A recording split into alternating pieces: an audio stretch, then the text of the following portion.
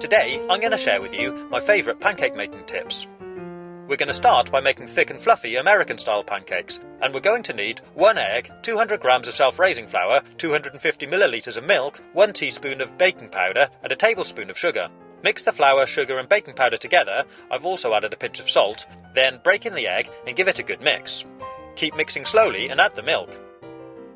The mixture should be pretty smooth, but don't worry if there's a few lumps.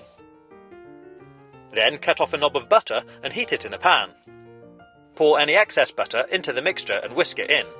This will help make the pancakes nice and rich. Pour the mixture into a jug and add some to the pan.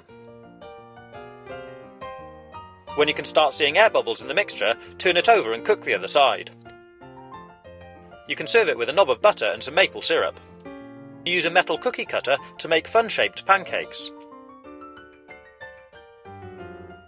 And with this gingerbread man cutter, I'm using blueberries for eyes.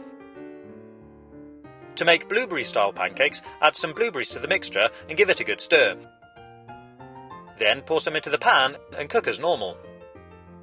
Add some butter or syrup as you like. To toss a pancake, first you need to make sure it's cooked on the underside and slides around smoothly in the pan. Then you need to quickly push the pan away from you and flick it with your wrist so the pancake slides up the back of the pan and over. Make sure there's no oil in the pan because you don't want it to splash out and burn you. If you have any batter left over, you can store it in an empty sauce bottle. Put the lid on and keep it in the fridge. The next morning, give it a good shake, and it's ready for cooking. I like to serve my pancakes in a stack and covered in maple syrup.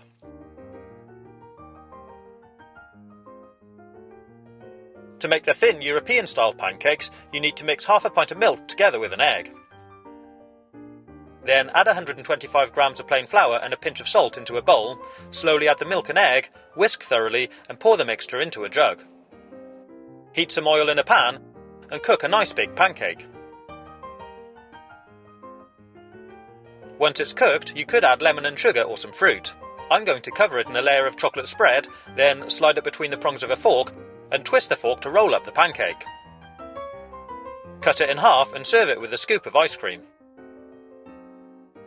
I hope you've enjoyed watching this video. If you want to see more, click on the links on the right hand side or take a look at my YouTube channel page.